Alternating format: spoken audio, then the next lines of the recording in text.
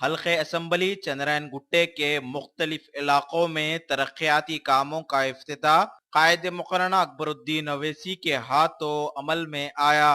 पुराने शहर के बल्दी डिवीजन बारकस में 13 करोड़ रुपयों से जायद के तरक्याती कामों का इफ्तिताह कुल हिंद मजलिस इत्तेहादुल मुस्लिमीन के रुकन असम्बली व कायद मुकर्रना अकबरुद्दीन अवैसी के हाथों अमल में आया।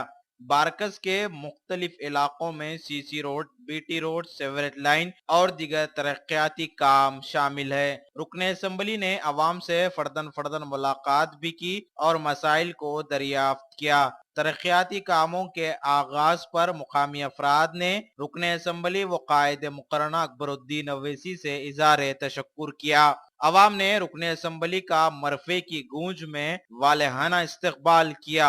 जगह जगह गुलपोशी भी की गई। इस मौके पर रुकने असम्बली व कायद मुकर्रना अकबरुद्दीन अवैसी के हमरा साबिका कॉरपोरेटर्स, सरगर्म मजलिस के कारकुनों के अलावा और भी दीगर लोग मौजूद थे।